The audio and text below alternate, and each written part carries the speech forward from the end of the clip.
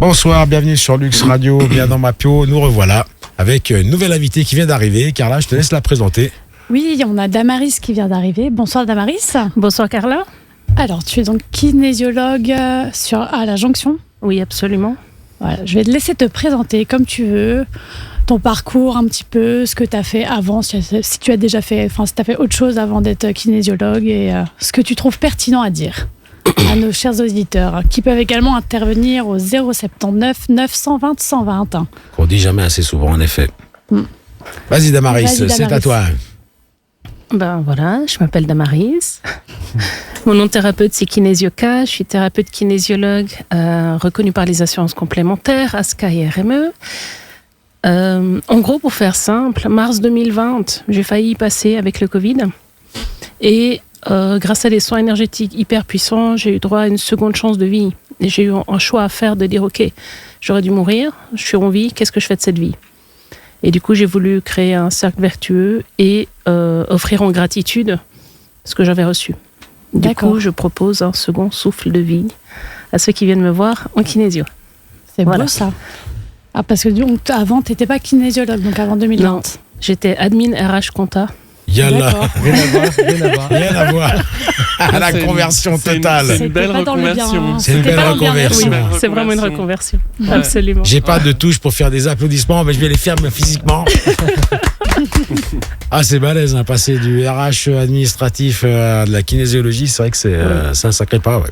En fait, en gros, j'adore les chiffres et je crois que je préfère l'humain. Mais l'humain est un chiffre. Ce qui se passe à l'intérieur, en tout cas. Ce qui se passe à l'intérieur. 001 exact. 0. Exactement. Il va falloir s'y habituer. Aujourd'hui, on est tous comme ça. Non, mais c'est vrai, quelque part, on a un code génétique, donc on pourrait dire qu'on a un chiffre, même si c'est pas vraiment de la même manière que le 1, 2, 3, 4 dans ta comptabilité. C'est certain. Ah, mais c'est chouette. C'est vrai que c'est une sacrée reconversion. Ouais. Et donc, du coup, en plus de la kinésiologie, je fais d'autres choses parce que je vais pas m'arrêter à la kinésio. C'est-à-dire que je fais aussi la biorésonance. Je fais aussi de la radionique, qui est un peu l'ancêtre de la biorésonance, avec des ondes de forme. Et des huiles essentielles. J'utilise des élixirs d'orchidées que je présente dans les salons. Là, je reviens de 4 jours où j'étais à Mednat. Oui, on a vu la publication, en effet. Ouais, j'ai présenté les élixirs d'orchidées. On a vu ta petite danse. Hein. Oui, t'as vu ça ? Et j'adore. Et j'ai promis que pour le salon de Morges que je vais faire du 25 au 27 avril prochain, je ferai la petite danse mais en format figure 8, donc avec le petit déhanché qui va avec. C'est quoi le salon de Morges ? C'est anciennement salon des thérapies naturelles.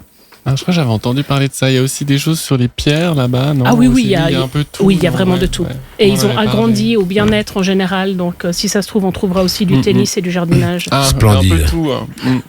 C'est quoi la racine du mot alors, kinésiologue, ça veut dire quoi ? J'adore parce que c'est l'excellence, c'est la question piège par excellence en fait. Non, c'était pas piège. Ouais, si. Mathieu pose des questions pièges depuis tout à l'heure. Mathieu, on va regretter de l'avoir invité. Non, on a l'étude du mouvement. L'étude du mouvement. En fait, en gros, si tu veux, quand tu nais et que tu es un bébé, les premiers mouvements que tu vas apprendre à faire seront ceux qui, en fait, vont te permettre d'apprendre et d'engrammer un certain nombre de choses. En enfant, qu'on aurait tendance à trop vite vouloir remonter sur ses jambes en disant « Tiens, regarde, le bébé, il tient tout seul. » Non, il a besoin de faire son temps où il apprend les mouvements croisés quand il est à 4 pattes, par exemple. D'accord ?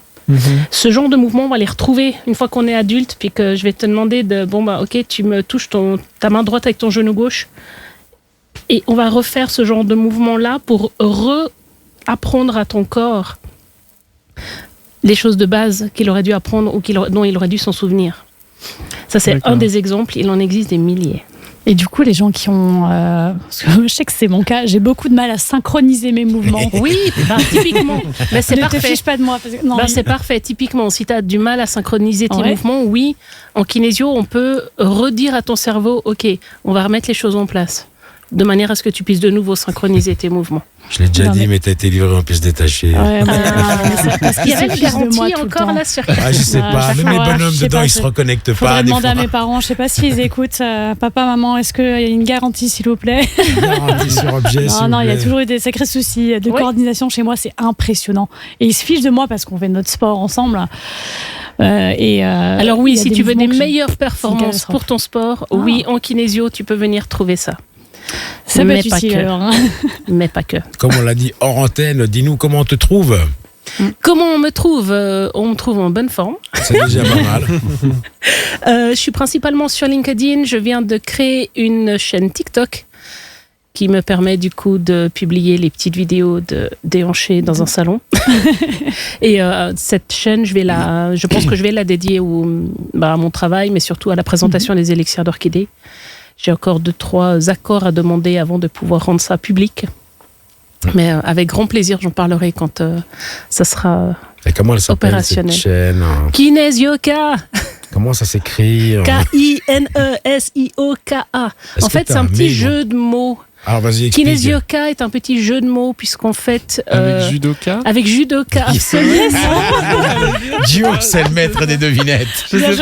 Alors en fait, il y a 2 jeux de mots. Donc oui, il y a le jeu de mots. Quand tu fais du judo, tu es un judoka. Ouais. Et je fais de la kinésio, donc je suis une kinésioka. Ah, voilà. Le mot n'existe absolument pas en tant que tel. Mais clairement, c'est un mot inventé. Mais il y a un deuxième petit jeu de mots, c'est qu'en langue hongroise, quand tu aimerais faire un petit nom affectueux, tu vas mettre un K ou un K, ou KE ou KA, enfin selon le mot. Oui. Et donc du coup, j'ai fait un petit peu ce petit jeu de mots pour dire petite kinésio. Est-ce que tu es hongroise? Je suis des origines hongroises? Ouais, d'origine. Ouais. Guillaume s'est promis, à la prochaine émission, tu auras ta tenue de maître des clés. Le druide qui est en haut de la montagne dans Obélix et Astérix. Mais donc sinon, on me trouve. Donc tu me demandais mon mail, contact@kinesioka.ch. Contact@kinesioka.ch. On me trouve sur OneDoc. Ok. On me trouve sur Local Search. On me trouve sur kinesioka.ch. Et l'adresse du cabinet, c'est donc si les gens Avenue Sainte-Clotilde. Ouais, c'est ça. Avenue Sainte-Clotilde 17. Ça, c'est vers la Jonction. À la Jonction. Ouais, absolument. Ouais.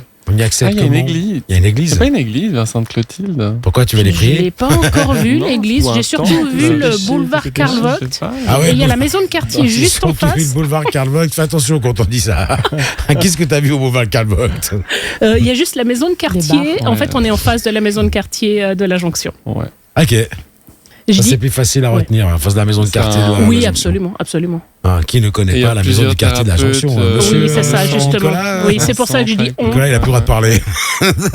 Tu peux prendre un micro. Tu peux prendre un micro si tu veux. Même si tu veux pas, tu peux prendre un micro. Si tu veux pas, tu peux. De toute façon, tant que j'actionne pas ta voix, tu peux pas parler. Tu dois pouvoir maintenant. Ouais, parfait. Ça t'est pas intervenir aussi si t'en as envie. Bah écoute, c'est chouette comme idée à Kinésio. Donc grosse conversion. Tu pratiques depuis combien d'années du coup? 4 ans? 4 ans, puisque j'ai fait 3 ans de formation. Et que c'était pratique obligée déjà dès la première année. Donc ça fait depuis 4 ans. Et ça fait depuis février que je suis plein temps au cabinet. Ok. Bravo. Ouais. Magnifique. Merci. Quand tu dis plein temps, c'est quoi? C'est 8h midi? C'est 8h, 22h. Alors c'est intéressant, c'est 9h, 19h30. Ok. Il y a une pause entre deux ou bien H24? Variable en fonction de si ça peut arranger quelqu'un de venir dans la pause du midi. Moi, je vais manger avant ou après. Et si quelqu'un ne peut absolument pas se libérer en journée et qu'il a besoin de pouvoir venir en soirée, le mercredi soir, j'ouvre jusqu'à 21h30. Ok, c'est bien. Mais par contre, je fais grasse mat. Ouais, le mercredi, là, je fais grasse mat. On est des adeptes de la grasse matinée. Un luxe qu'on n'a pas pu se permettre ces derniers jours. Non, mais c'est comme ça. Ces derniers jours, chez nous, c'était le boost. Un luxe qu'on n'a pas pu se... Ah, c'est beau, ça. C'était un luxe radio. C'est un luxe radio. C'était pour remettre un petit coup sur le fait que nous sommes chez Luxe Radio, bien dans ma peau, on est bien, tout va bien, tout le monde il est toujours relax quand il arrive ici.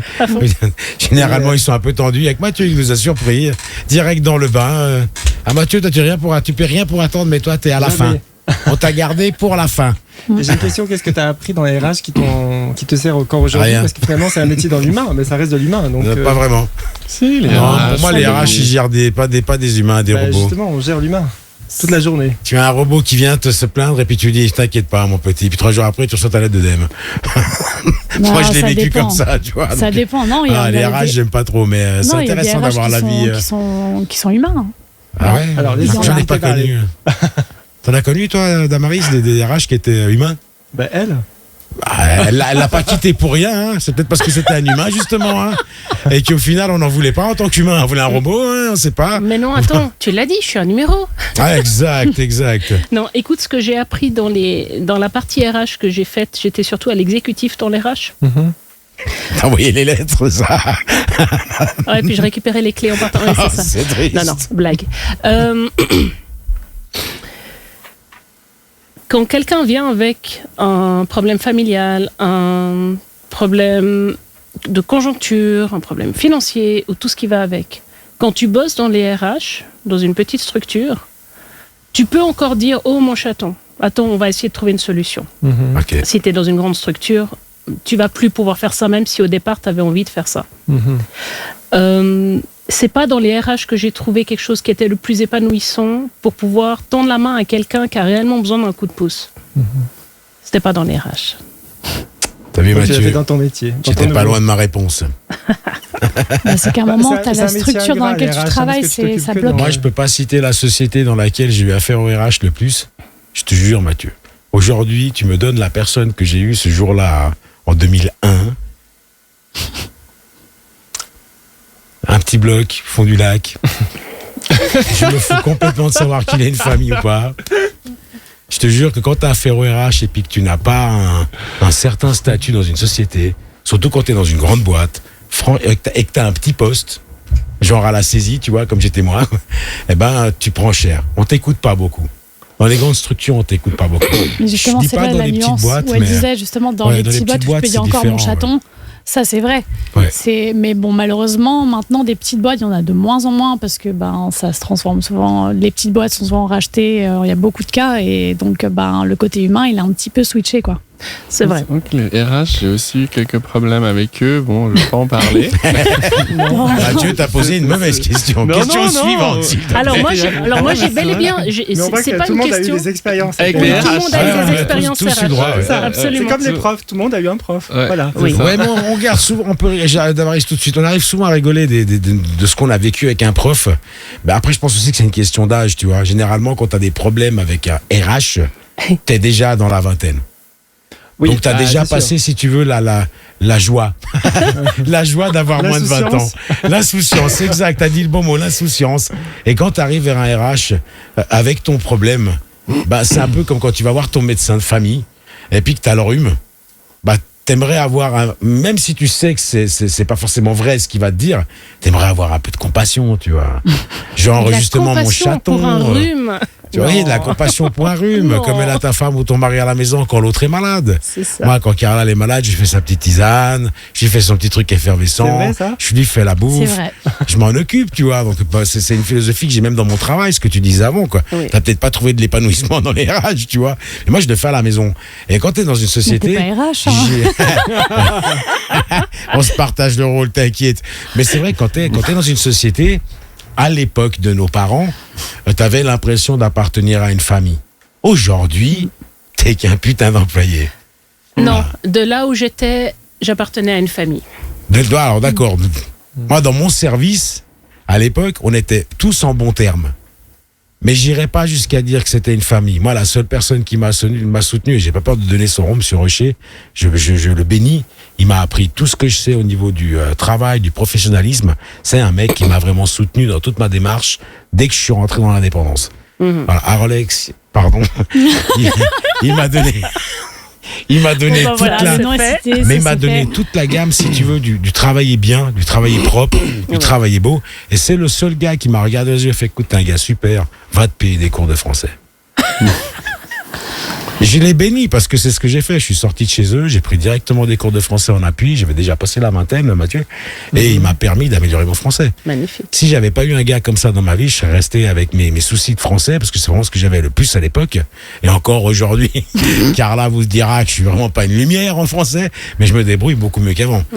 Non, et si j'avais pas eu justement cette compassion de mon directeur qui m'a dit, écoute, je pense que si tu fais cette étape-là, et qu'en plus tu te mets à apprendre l'anglais, chose que j'ai pas faite parce que l'anglais pour moi j'en avais pas besoin, puis aujourd'hui je le regrette et je le regrette, tu vois. Mais il m'a permis de m'améliorer. Ouais. Donc j'ai pas eu d'appui si tu veux au niveau RH, mais au sein de mon service, j'ai tout de suite eu une réaction. David, les sonnettes d'alarme. Aujourd'hui, tu bosses bien Mais si tu veux être optimal, il faut quand t'envoies un mail à quelqu'un, le mec qui puisse le lire sans se marrer, quoi.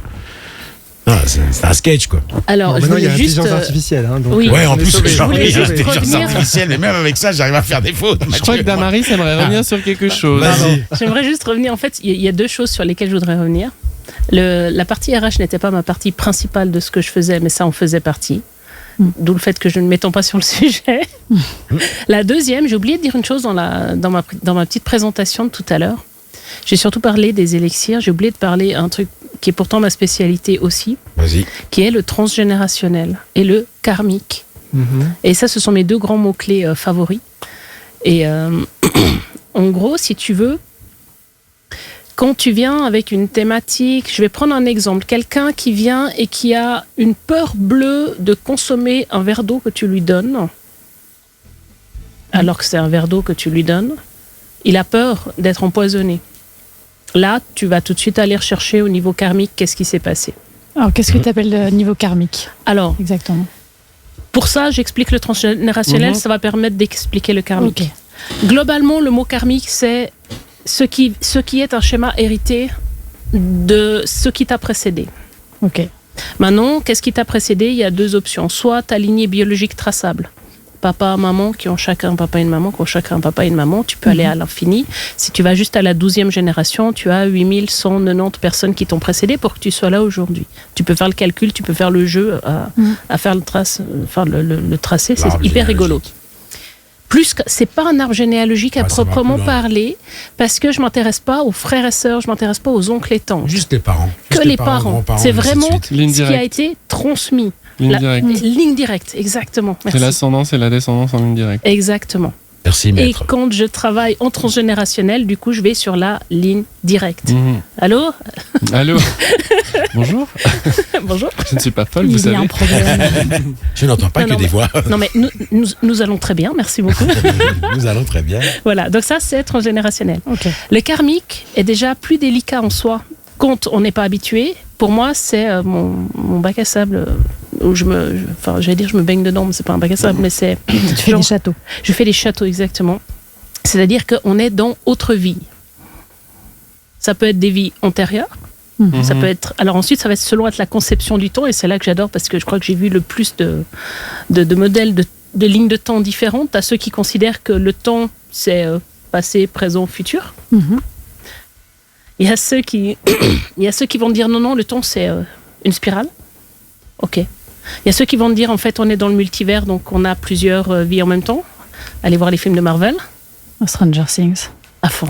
Yeah. Et on a simplement le principe de vie antérieure, vie parallèle, vie simultanée, ligne de temps verticale, ligne de temps où tu demandes à quelqu'un, ok, dans cette pièce, localise-moi où est ta naissance, où est tes 20 ans, où sont, etc. Et la personne peut te dire, tiens, ma naissance, elle est là, mes 20 ans là, et je me vois là-bas, et tu te rends compte que sa ligne de temps est complètement distordue. Ok. Et c'est ok. En fait, c'est ok. Il n'y a pas de vérité absolue. Non, il n'y a pas de vérité absolue. Par contre, moi, je vais utiliser ça pour voir jusqu'à quel point est-ce que on a quelque chose à travailler là-dessus, ou est-ce que pour lui, c'est ok d'être dans ce modèle-là. Je suis pas là pour modifier le modèle des gens. Je suis là juste pour remettre des pièces de puzzle quand il en manque. D'accord, donc c'est une question que tu poses, par exemple, si quelqu'un vient te voir, c'est le genre de question que tu peux poser, où est-ce que tu situes Oui. Et si la personne ne sait pas de répondre. Ah là, c'est génial. Parce que là, du coup, ça veut dire que je vais demander... J'adore, parce que tu sais, j'ai les yeux, ça fait... Oui. J'ai les yeux qui pétillent quand, d'un coup, il n'y a pas de réponse à une question. Parce qu'il n'y a pas de bonne ou de mauvaise réponse, en fait. Il y a la réponse que tu peux donner, puis à partir de là, moi je pars en test musculaire et je vais poser les questions directement à ton corps. Et ton corps lui va me donner les réponses. Okay. Exactement. Et c'est ça qui est cool. C'est intéressant tout ça. On va faire une courte pause. On a le dernier invité qui arrive. On a entendu la porte sonner. Tout à fait. On va aller le chercher. On revient dans quelques minutes. Bienvenue sur Lux Radio. On revient dans quelques instants. Merci.